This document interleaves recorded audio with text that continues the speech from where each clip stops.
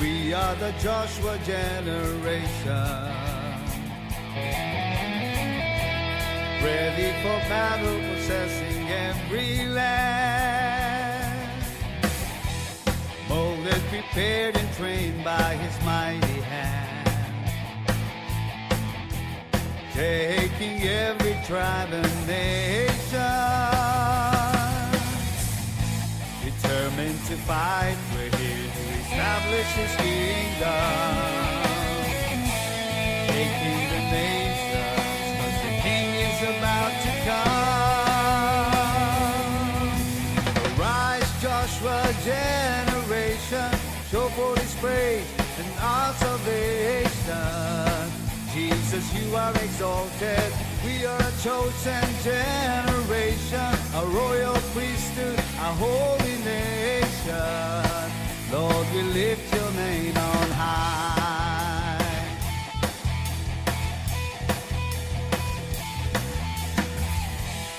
We are the Joshua generation. Joshua generation, Ready for battle, possessing every land.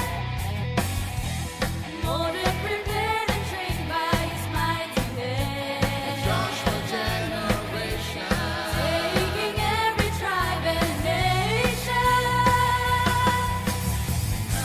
determined to fight, we're here to establish His kingdom, shaking the nations, 'cause the King is about to come.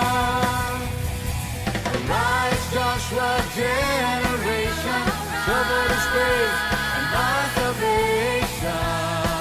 Jesus, you are exalted.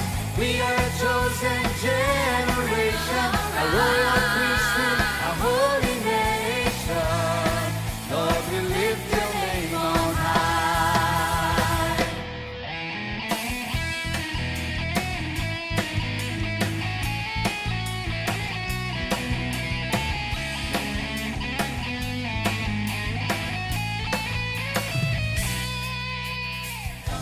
Determined to fight, we're here to establish His kingdom, shaking the nations, 'cause the King is about to come.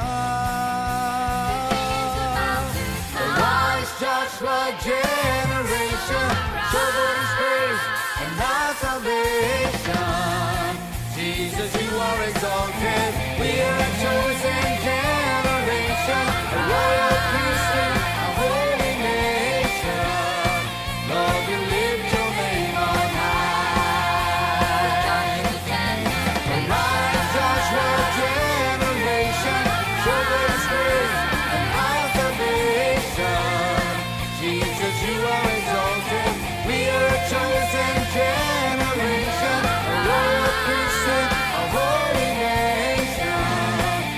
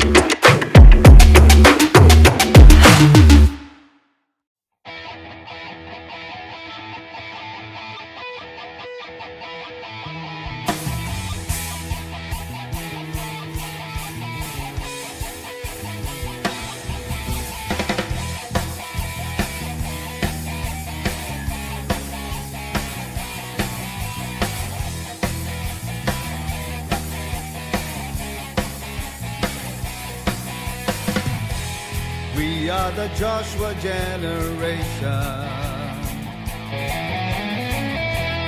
ready for battle, possessing every land. Molded, prepared, and trained by His mighty hand, taking every tribe and nation. Determined to fight, we're here to establish His kingdom. Taking the nations, 'cause the King is about to come. Arise, Joshua generation, show forth His praise and our salvation. Jesus, you are exalted. We are a chosen generation, a royal priesthood, a holy nation. Lord, we lift your name on high.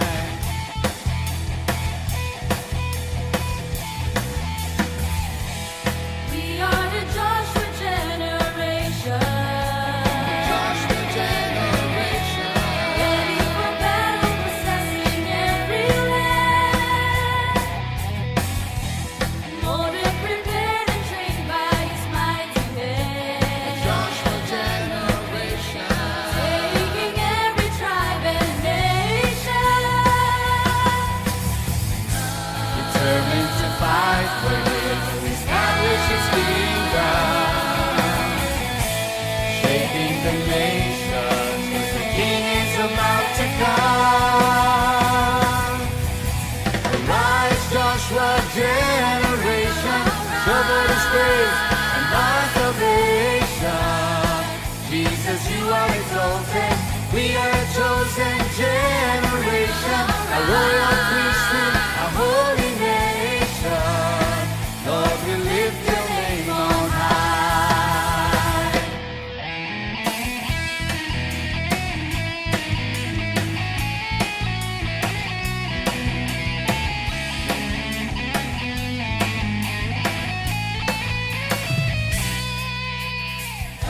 Determined to fight, we're here to establish His kingdom. Shaking the nations, 'cause the King is about to come. Arise, Joshua generation, show forth His praise, and then arise, Joshua generation.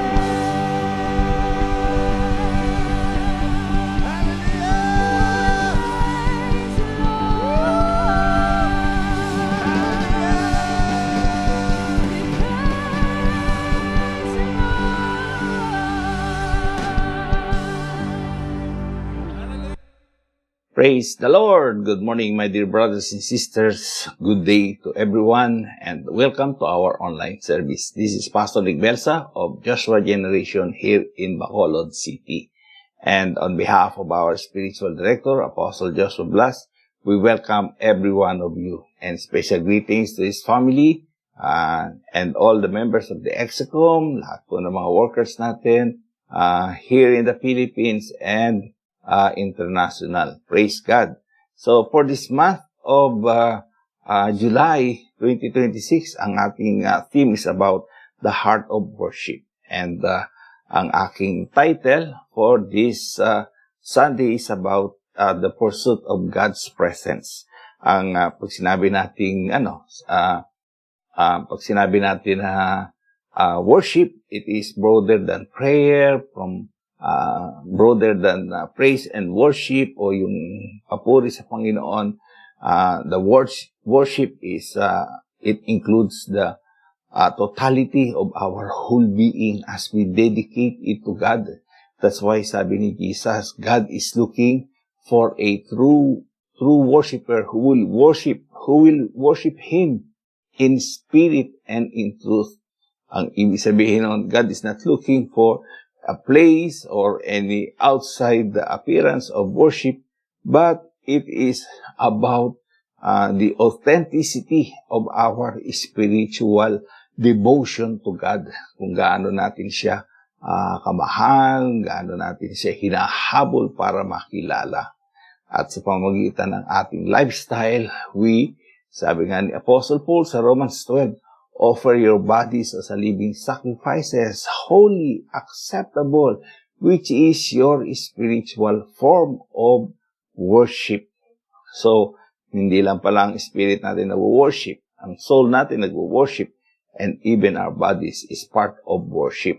So, yung totality of our spiritual walk with God must display the spirit of worship. And speaking of worship always begin in the heart. Amen? Praise God. Alam po ninyo, sa salvation, the Lord looks for us and He is seeking after us. He seeks after us. But when it comes to worship, we seek the Lord and we run after Him. So, siya naman ang hahabulin natin. Dati, nung hindi tayo saved, siya ang naghahanap sa atin. Hinahabol niya tayo. Hinahabol niya tayo ng kanyang pagmamahal. Pero, pagdating sa worship, ibang klase. Dapat tayo naman ang naghahabol sa kanya. Okay? So, ang gusto ko i-share sa inyo is about the life of David. Diba? Ang sabi ng Bible, David was a man after God's own heart. Yan ay makikita natin sa 1 Samuel 13:14. And why? Because David learned how to inquire from God.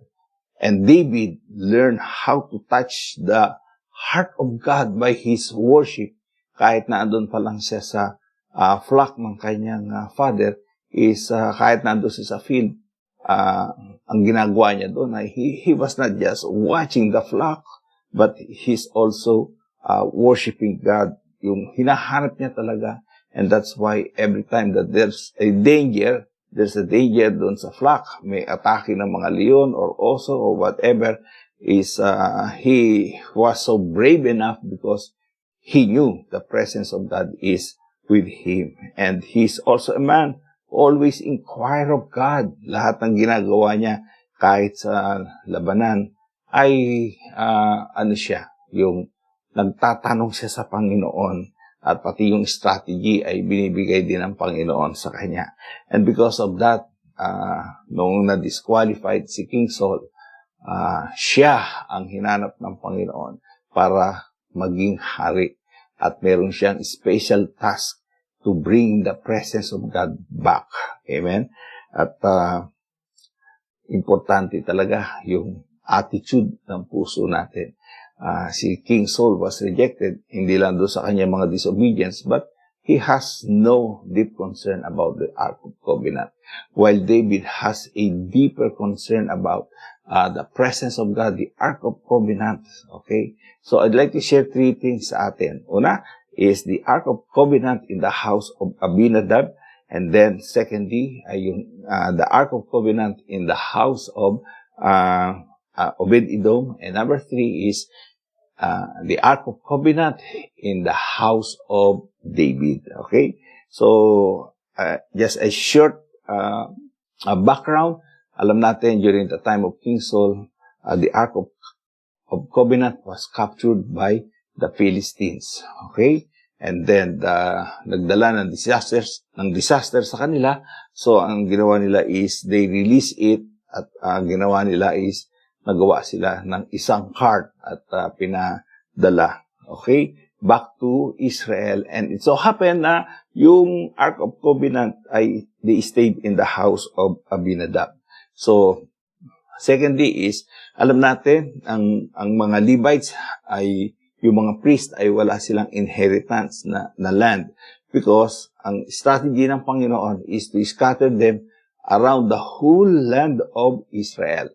Kaya kahit saan ka magpunta, you will find a house of the priest. Okay? So, it so happened, nung time na yon is, yung Ark of Covenant ay pumunta doon sa house ng priest na walang iba kundi si Abinadab. Now, si Abinadab, meron siyang 3 anak. Okay? Ang sabi sa 1 Samuel chapter 7, verse 1, the last verse na sinabi tungkol sa Ark of Covenant sa Book of Samuel. Napunta doon sa bahay ni Abinadab. And ang ginawa ni Abinadab, he sanctified his son. At ang pangalan nito ay wala iba kundi si Eleazar. Okay? And then, after that, si Eleazar na nagbantay, nag-maintain ng Ark of Covenant. Okay? At ang Ark of Covenant ay nag-stay sa kanilang bahay for 20 years. Okay?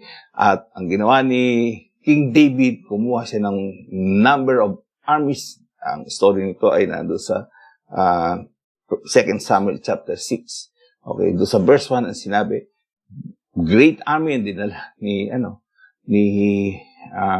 King David para dalhin yung Ark of Covenant doon sa kanyang bahay. Okay?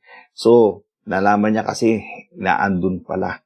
So, ang ginawa ng family ni Eleazar is they set up a new cart. Okay? Ang sabi doon sa verse 3, and they set the Ark of Covenant upon a new cart and brought it out in the house of Abinadab that was in Gibeah. Okay? At tapos may 2 anak pa si Abinadab, walang iba kundi si Ahayo at saka yung si Uzzah. Okay? At sabi doon sa verse 6 and verse 7 is nakarating daw doon sa threshing floor ni nation. Okay? Kaya lang ang nangyari is nagkaroon ng movement yung mga oxen na nagdadala. At tapos ang ginawa ni Uzzah is hinawakan niya. Okay? Hinawakan niya yung Ark of Covenant at siya ay namatay. Ang sabi ng Bible, nagalit ang Panginoon sa kanya at siya ay pinatay. Katulad ng anak ni Aaron na nag-offer ng strange fire at tapos meron daw fire na lumabas doon sa Ark of Covenant at yung 2 anak ni Aaron ay namatay din. Kasi sabi doon sa Numbers chapter 4 verse 15, kinakailangan ay huwag niyong hahawakan ito. Okay, kasi banal nga yun. Okay? So, nung si David ay naging hari ng Israel, he decided to bring back the Ark of God to Jerusalem. He learned that the Philistines released the Ark and it stayed 20 years, okay, in the house of Abinadab. In other words, si Eleazar nandun, mini-maintain niya lang. Okay? At doon sa bahay nila, wala naman nangyayari na sacrifice, wala naman nangyayari na offering, at nandun lang, para lang isang, kumbaga, parang kotse na naandun lang sa bahay, nakagarahe at hindi naman nagagamit. Okay, kaya naman hindi naman napapaandar. So, mini-maintain lang nila yung Ark of Covenant. Okay? And then,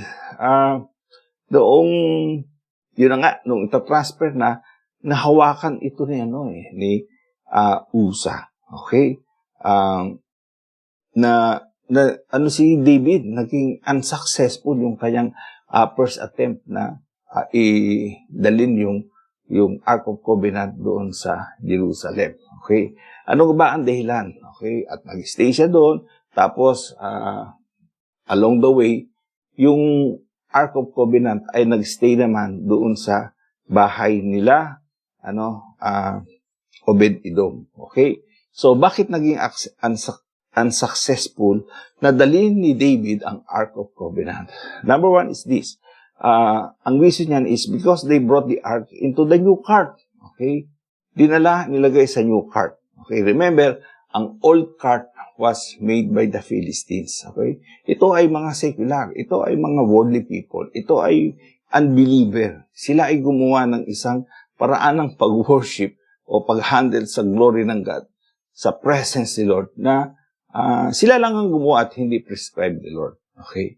At pagkatapos, ito naman pamilya ni Abinadab, ang ginawa niya ay ni-revise lang. Okay? At nagkaroon ng bagong cart. Okay?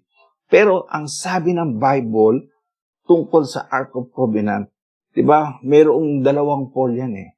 And then, it must be carried by the priest on the shoulder. In other words, hindi cart, hindi bagay, hindi oxen ang magbibitbit nito. Ang magbibitbit nito ay walang iba kung hindi yung priest. Okay? And yung priests na magkikarry ito ay very specific din na sinabi. Ang sabi doon sa Numbers chapter 4, verse 15, yung sons of Kohath. Okay? The sons of Kohath shall bear it. Okay? Sila ang magdadala. Okay? At ang sabi, these things are the burden of the sons of Kohath in the tabernacle of the congregation.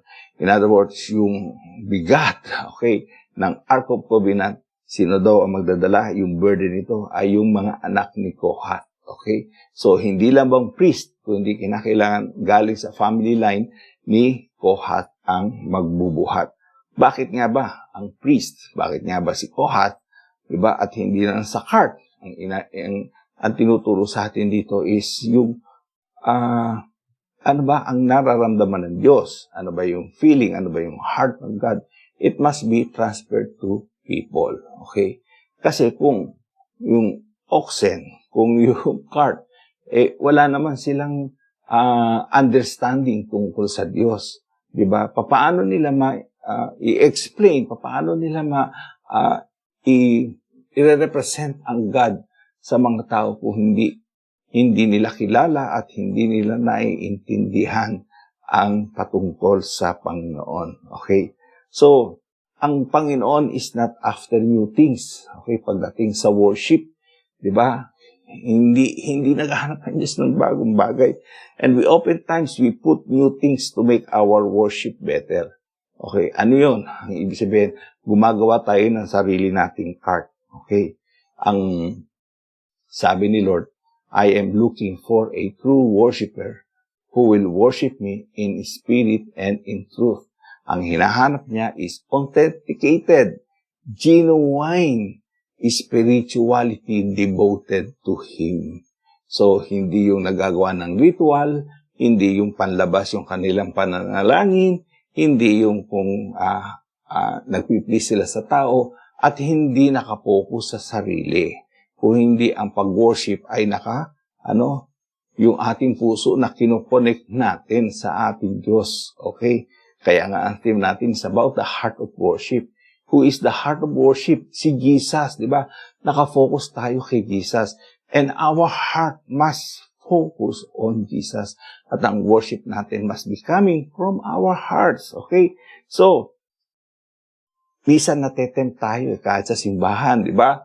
Halimbawa, sasabihin natin, mas maganda siguro, i-upgrade natin yung sound system natin, i-upgrade natin yung mga lightings natin, di ba? Yung lightings natin, i-upgrade natin yung ating mga instruments, okay? O kaya naman, dagdagan natin para maganda yung ating tugtugan at ang ating worship, di ba? Pero, sabi nga ni Matt Redman, di ba? Hindi tungkol doon ang worship. Diba? Kaya yung kanta na The Heart of Worship ay na-compose dahil ang band nila ay abalang-abala sa mga sistema ng mundo. Okay? Kinokopya nila yung mga sistema ng mundo para gumanda yung kanilang presentation ng tugtugan. Pero doon sa kanilang tugtugan, wala naman ang presence ni Lord. Diba? Ano ba ang ibig sabihin ng worship?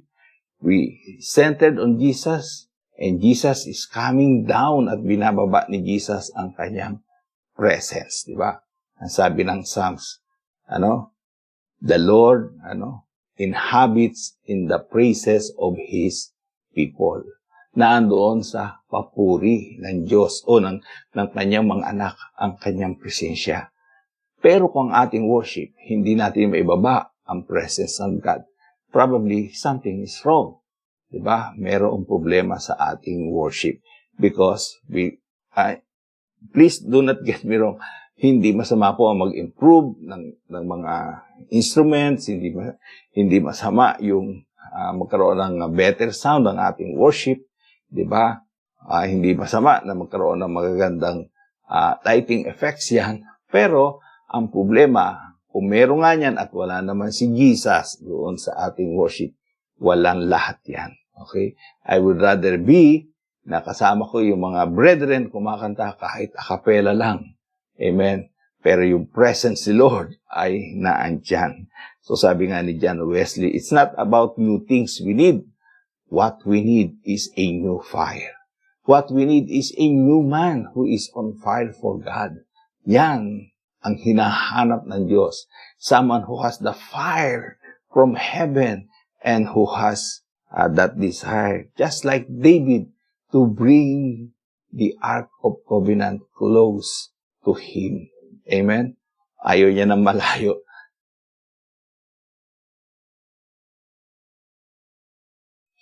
Secondly, ang nangyari nga is, alam niyo yung isa sa mga frustration ni David, na nalaman niya na kailangan pala yung priest ang may bit-bit.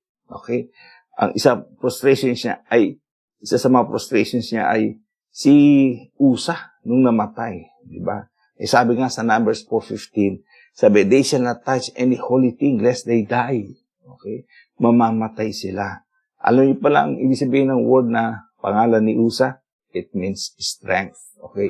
Or human strength. When we put human strength, okay, human strategy doon sa ating worship, okay, hindi yun ang nakaka-please kay Lord. We want to please God, okay, pero hindi yung pag-a-add ng something doon sa ating worship.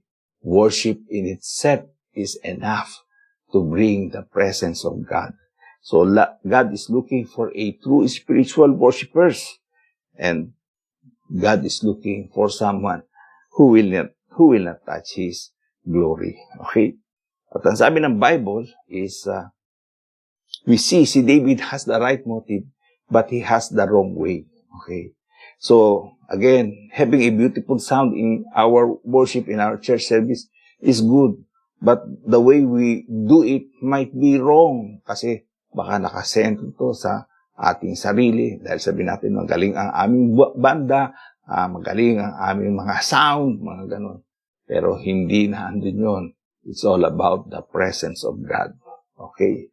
So when the covenant or the Ark of Covenant was in the house of Obed-Edom, ang sabi ng Bible, it only stays for 3 months. And David heard that his house was blessed. Okay? So yung blessing ni Obed-Edom ay na-recognize ng mga kapitbahay nila, the whole community, until it reached the palace.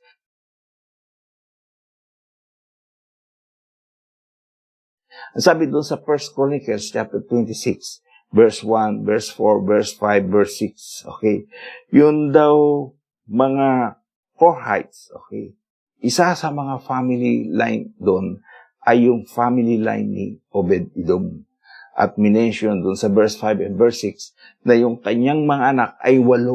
At ang sabi ng Bible, the last verse is, ang sabi, for God blessed him.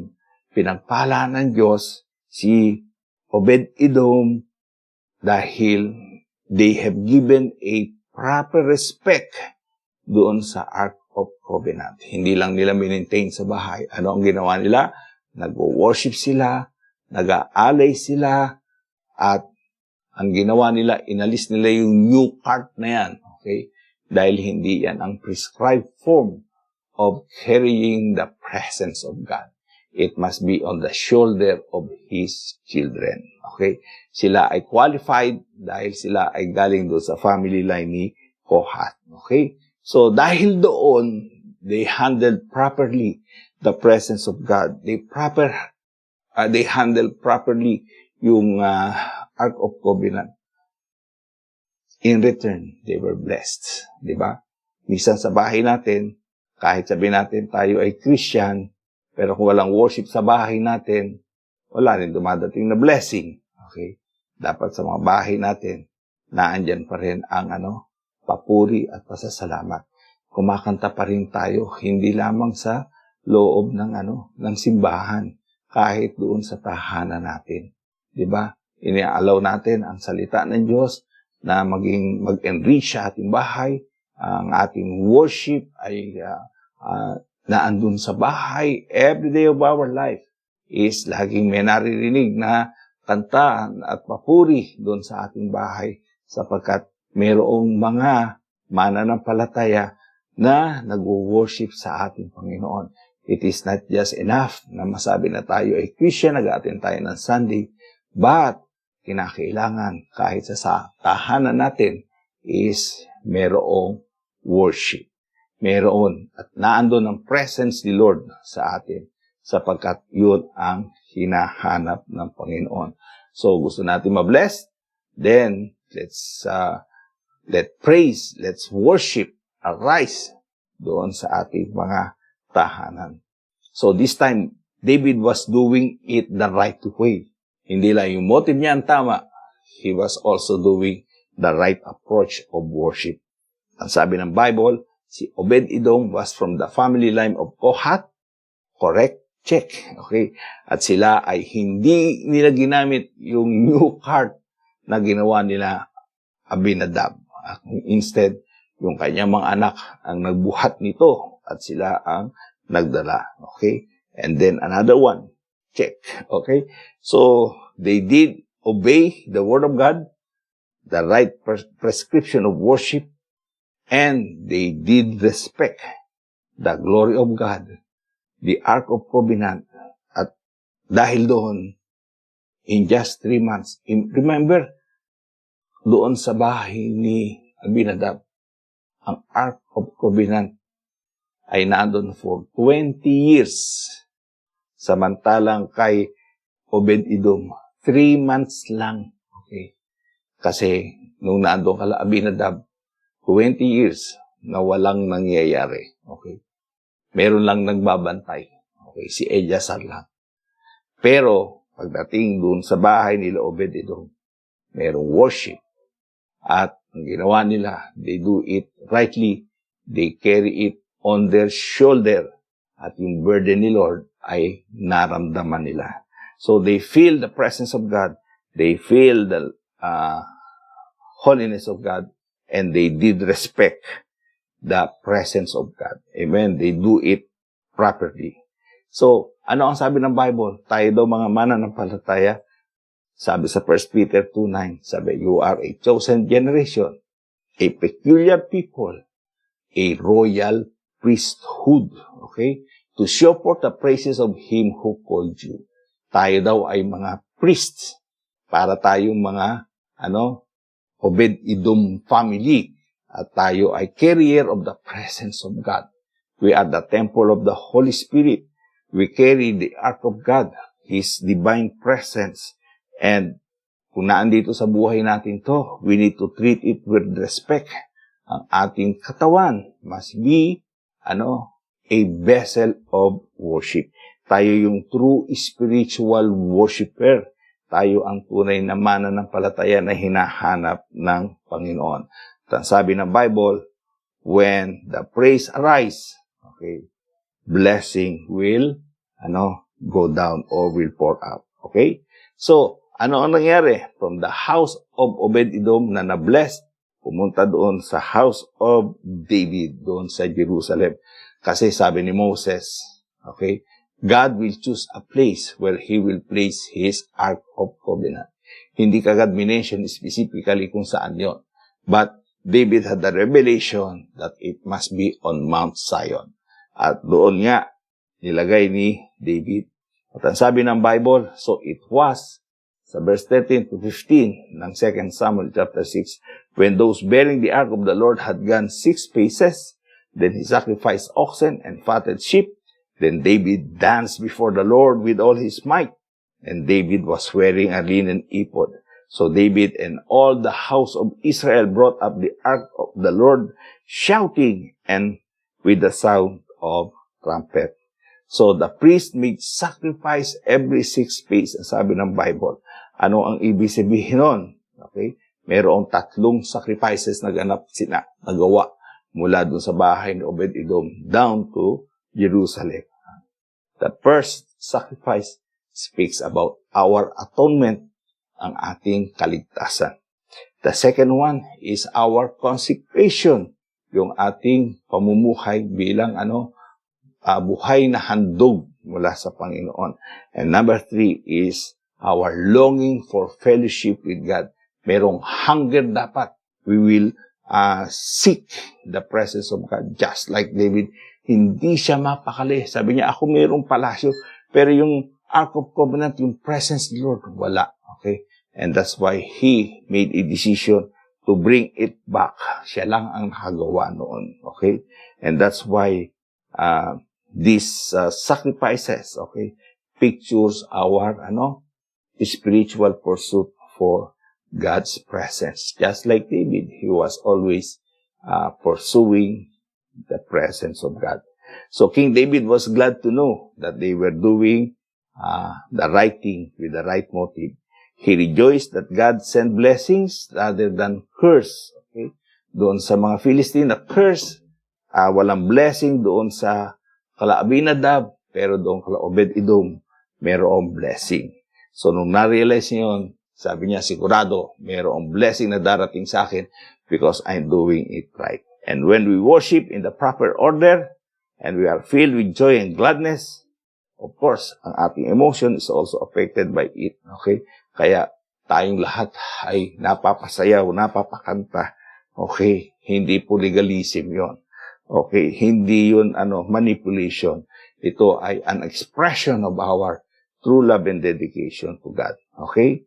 So si David daw was wearing ephod and not robe as a king. This means, na sinasabi ni David, there is only one king, and his name is Jesus. I might have a title of a king, but the real king is Jesus. Okay? So, in our worship, we do not bring our title, our position in this world. Lahat yan ay, basura lang sa harapan ng Diyos yan.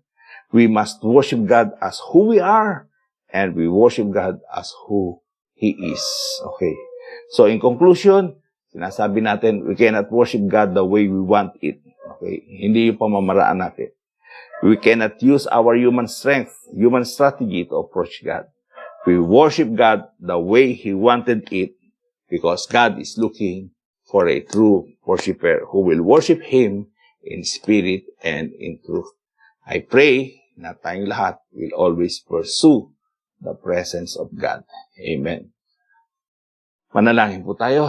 Thank you, Lord, sa aming napag-aralan. May you bless every one of us. And may we truly be a true worshiper of our God. Obeying you and keeping your word. In Jesus' name, amen and amen. Maraming salamat po. And may the love of the Father be with you. The grace of our Lord Jesus Christ be with you. And the fellowship of the Spirit be with you. In Jesus' name, amen and amen. Magandang umaga po sa ating lahat. Isang mapagpalang araw sa bawat isa. Ako po si Eva Steven ng local church ng Nabwa dito po sa Bicol District. Gusto kong ibigay ang patotoo na kung paano ako pinagpala ng aking Panginoon, ng ating Panginoon sa pagkakaloob at pag-iikap po. Ako po ay isang ordinaryong teacher 1 na na-promote bilang head teacher 1 at head teacher 2 sa loob lamang ng 2 taon. At dahil doon, kinakailangan ko po na mag-earn ng masteral units dahil wala po akong masteral units upang ako'y makapagpatuloy bilang isang full-fledged principal. At ako po ay nabigyan ng pagkakataon na makapag-aral, magkaroon ng masteral units sa Philippine Normal University bilang isang scholar. At ngunit kulang pa ito, kailangan ko pa rin mag-earn ng masteral units. At dahil doon ay napagkalooban ako ng pabor ng Diyos at ako'y natawag bilang isang scholar na sponsored ng National Commission for Culture and the Arts sa Bicol University, Legazpi City. At kinuha ko po ang kursong Diploma in Cultural Education bilang kaloob ng Panginoon sa scholarship. Wala pong binayaran. At yun po ay natapos ko at nagamit ko sa aking promotion. Ngunit, kailangan ako'y mag-undergo ng principal's test na tinatawag na National Qualifying Examination for School Heads. Ngunit doon sa time na ako'y nagre-review, ako po ay nakomatos dahil sa high blood pressure, seizure at sodium chloride.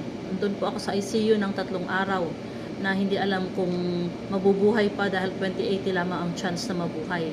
Ngunit isang malaking himala dahil sabi ng mga doktor at aking pamilya, deformed ang aking mukha nang ako'y makomatos. At nang pagkagising ko, parang walang nangyari. Ako'y muling nabuhay. Kumbaga parang namatay na muling nabuhay. 2080 lamang ang chance. At glory to God, ako po ay nakapagpatuloy at nanalangin dahil October ako na ospital, ay December ang aking exam. Pero yung katuruan na narinig ko na magtanim, na ang Jewish New Year sa tinatawag na Rosh Hashanah, sa katuruan na ito ay September. Ako ay nagtanim ng September dahil ito ang unang buwan ng New Year ng mga Hudyo. Nagbigay ako ng ikapo, more than doon, at nag-first fruit ng malaki at nag-seed faith para sa aking panalangin ay masagot yung makapasa sa principal's test. Pero ginulat ako ng Panginoon dahil 2 ulit itong na-postpone. Ito ay natuloy ng April 2017 na dapat ay 2017 ng December. At laking gulat ko dahil ako ay sinurpresa ng Panginoon. Doon sa 1,600 na examinees sa Bicol Region, 33 lamang ang nakapasa at 2 lamang kami dito sa Camarines Sur. At pinag-single out ako ng Panginoon na pumasa sa elementary doon sa principal's test. Ito ay kaloob ng ating Panginoon at ako po ay nakapagparang. Ang sabi sa akin ng assistant superintendent, kung ako ay magta-top 1, hindi po ako iaalis sa Nabwa.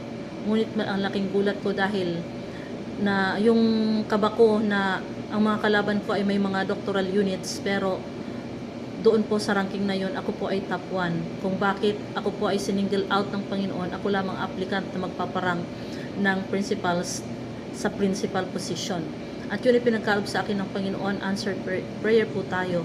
At maging hanggang ngayon, ako ay nagpapasalamat sa Panginoon dahil ang bunga ng aking mga panalangin at pag-iikapo, pagkakaloob, pagsisid faith, ito ay nagbunga rin ng marami na rin sa aking kapamilya na sila ay nakakakilala. At maging yung mga malayo sa akin, nasa ibang bansa, sila po ay naabot ng gospel at sila ngayon ay aktibo sa church at naglilingkod din.